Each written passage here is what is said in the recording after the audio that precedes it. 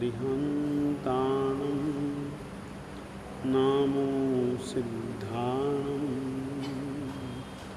नमो आयर्याणं नमो उवज्झायाणं नमो लोये सव्वसाहं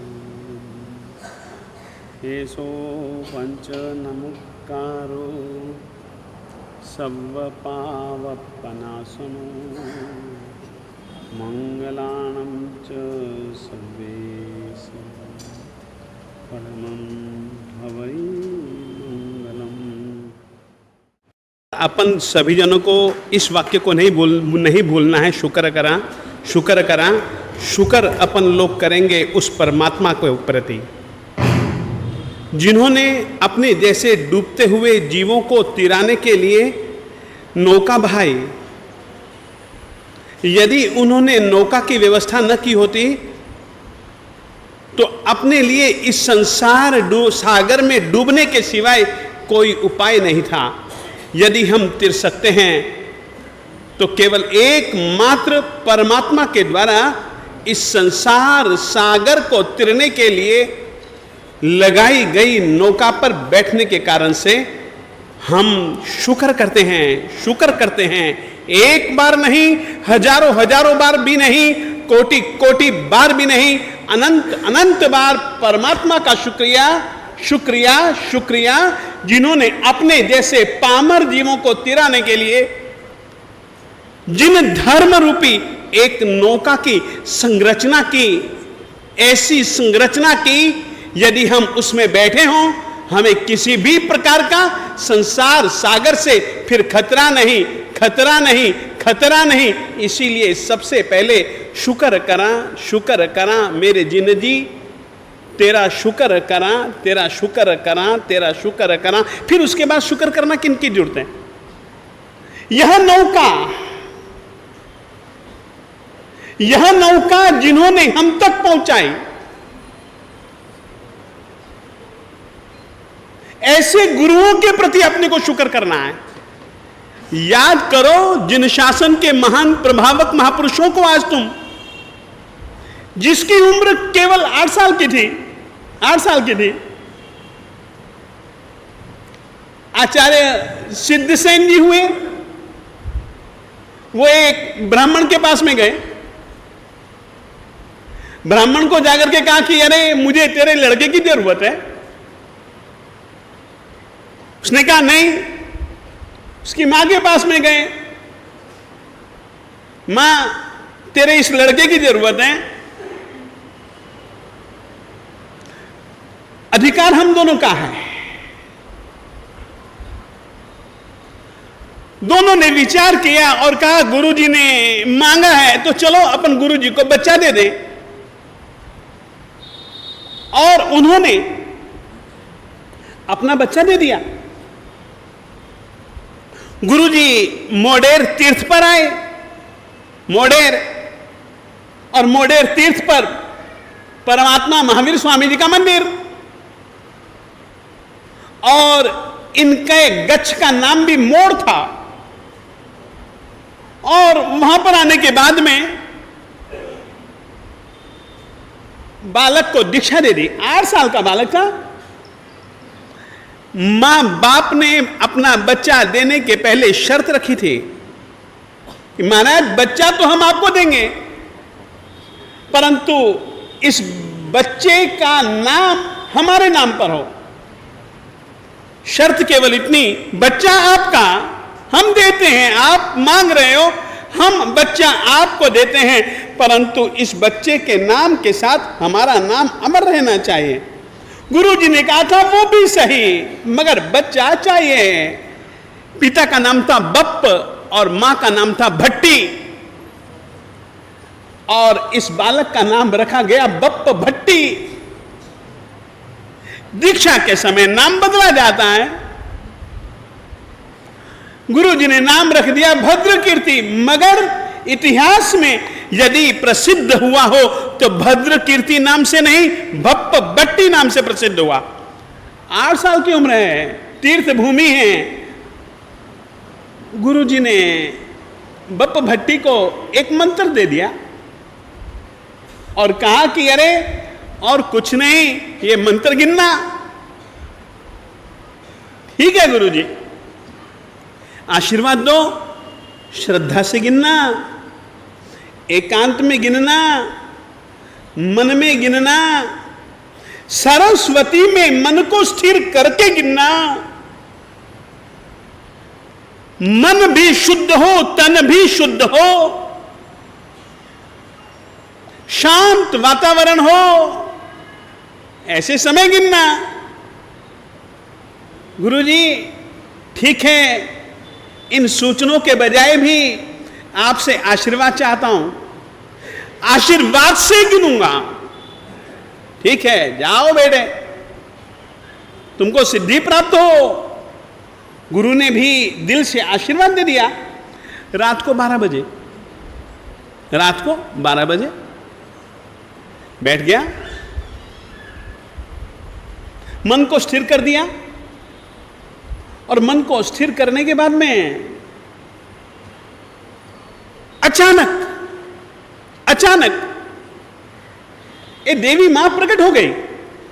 पहली ही रात, आराधना में ज्यादा दिन भी नहीं लगाए, पहली रात आराधना सफल हो गई। देवी मां आई और देवी मां ने कहा, वत्स आंखें खोलो, मैं तुम्हारी साधना से प्रसन्न हुई हूं, संतुष्ट हुई हूं। आंखें खोलो, वरदान मांगो। बप्प भट्टी मुनि ने आंखें खोली और आंखें खोल करके मुंह फेर लिया। क्या बात करते हो तुम? मैं तुम्हारी आराधना से खींची खींची आई हूं, तुम्हें वरदान देने के लिए आई हूं, और तुम जान करके आंखें मोड़ रहे हो। उसने कहा, मां आए, आप खुश हुए, बहुत बहुत मेहरबानी आपकी, शुक्र करा। उसने भी बोला होगा, शुक्र करा, तुम आए तो सही। परंतु मां अपनी तरफ देखो तो सही। क्या कभी कोई मां अपने बेटे के सामने इस तरीके से नंग धड़ंग उपस्थित होती है? उस समय मातेश्वरी भगवती सरस्वती ने अपने तन को देखा तो तन पर कोई कपड़ा न था। कारण केवल इतना ही था, माता आधी रात के समय निर्वस्त्र होकर के आकाश गंगा में स्नान कर रही थी।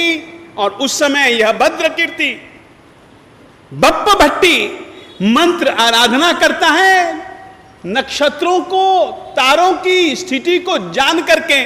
और माता कहती है, वाह तेरा ब्रह्मचर्य, वाह तेरी ब्रह्मनिष्ठा, तेरी व्रत निष्ठा। बस तुझे न मेरे आने की खुशी, न तुझे मेरे जाने का गम। कहती है वो, न मेरे आने की खुशी, न मेरे जाने का गम। जाओ, मैं तुमको आशीर्वाद देती हूं, जिंदगी भर तक ऐसे ही निवृत्त बने रहोगे, निवृत्त बने रहोगे, निवृत्त बने रहोगे। ऐसे वरदान पाए हुए बप्प भट्टी जी ने जिन शासन के, जिन धर्म के आम नामक राजाओं को प्रतिबोधित करके, जिन शासन की ध्वजा को इस जगत में फहराए रखा, फहराए रखा, फहराए रखा, ऐसे जिन शासन के महान प्रभावक गुरुओं को अपन कहेंगे, शुक्र करा मेरे गुरुजी तेरा, शुक्र करा, शुक्र करा मेरे गुरुजी तेरा, शुक्र करा। एक और कहानी सुनाता हूं, उनको भी अपने को शुक्र करना है। बूढ़े थे एक गांव में, आचार्य स्कंदिल आचार्य स्कंदिल, जो कि अनुयोगधर आचार्य थे, वे वहां पहुंचे। कोशला नाम का गांव था। अब कोशला गांव में पहुंच तो गए, रास्ते में एक ब्राह्मण मिल गया जिसका नाम था मुकुंद। वो बूढ़ा था, शरीर से बूढ़ा था, परंतु दिल बच्चों जैसा था। दिल में उत्साह उत्साह उत्साह, दिल में नया नया जानने का भाव। स्कंदिल जी से मिल गया, आपस में एक ज्ञान चर्चा हुई। था बड़ा वो विद्वान, शास्त्राभ्यासी, सत्य गवेषक, एक जिज्ञासु। बातचीत में उसको लगा, अरे यार अद्भुत साधु हैं ये, जिसकी मुझे खोज थी वो ये ही हैं, जिसकी मुझे खोज थी वे ये ही हैं। और उस बूढ़े बाबा ने, मुकुंद ने कह दिया, मुझे दीक्षा दे दो। गुरुजी ने भी कोई देरी नहीं की, ले चल, ले ओघा, ये ले मुंहपत्ती, ये ले कपड़े, बन जा साधु। साधु बन गया। आप मुझे पढ़ाएंगे ना, शर्त केवल इतनी, आप मुझे सिखाएंगे ना। हाँ हाँ, तू जो पढ़ना चाहेगा, तू जो सीखना चाहेगा, तुझे पढ़ाऊंगा, सिखाऊंगा। गुरुजी से पाठ लेता, पढ़ता, दिन रात पढ़ता, अप्रमत्त भाव से पढ़ता। रात एक प्रहर जब बाकी रहता तब जग जाता और ये याद करता, जोर जोर से याद करता। अब जो दूसरे साधु थे उनकी नींद टूट जाती, तो एक साधु को अच्छा नहीं लगा। उसने कहा, अरे बूढ़े बाबा, तुम्हें पता नहीं, तुम्हारी आवाज से रात को कोई हिंसक पशु जाग गया, हिंसा बंधन तुझको, और मुनियों की नींद में तू अंतराय डालता है। कितना कर्म बंधन करता है। अरे सुबह सुबह उठो, ध्यान धरो, नमस्कार महामंत्र का स्मरण करो, मन में स्वाध्याय करो। ये क्या ऊंचे ऊंचे से बोलते हो, गलत चीज है। बाबा मान गए, अब वो लगे सुबह सुबह याद करने को। 1 मिनट भी जाया नहीं करते हैं। अब ली ही दीक्षा बुढ़ापे में वैसे भी मेधा शक्ति बहुत कमजोर हो जाती है, तो भी वो खूब गोखता। अब तो साधुओं को भी चिढ़ और श्रावक श्राविकाओं को भी चिढ़। गुरु जी खुश, ठीक है। श्रावकों ने भी चिढ़ करके कहा, एक श्रावक ने, अरे बाबा इस उम्र में इतनी जोर जोर से याद करते हो, क्या मुसल पर फूल उगा लोगे? शब्द कितना तीखा, कितने चिढ़ गए होंगे लोग, आप सोचिएगा। महात्मा को कहते हैं कि अरे यार इस उम्र में इतनी जोर जोर से सुबह से जब देखो तब तुम गोखते रहते हो, क्या मुसल पर फूल उगा दोगे? और महात्मा को यह बात बहुत बुरी लगी, अपमान लगा। उसने कहा, हां मुसल पर फूल उगाऊंगा, कह तो दिया।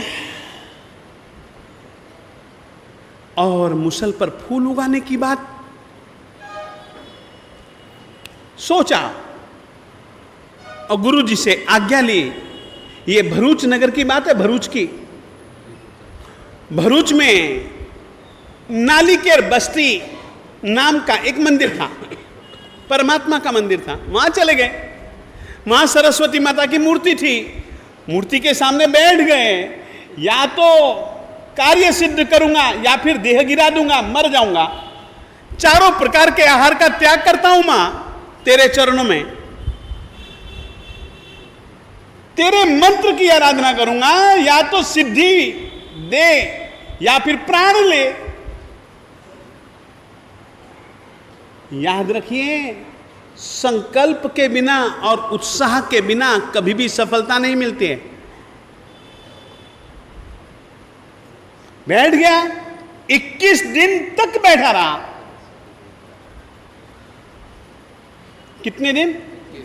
मानो उसने 48 मिनट जितने समय ही किया हो, 21 दिन उसके मिनटों में पूरे हो गए। आखिर में मातेश्वरी आई। मातेश्वरी ने कहा, मुकुंद, हम तेरी साधना से प्रसन्न हुए हैं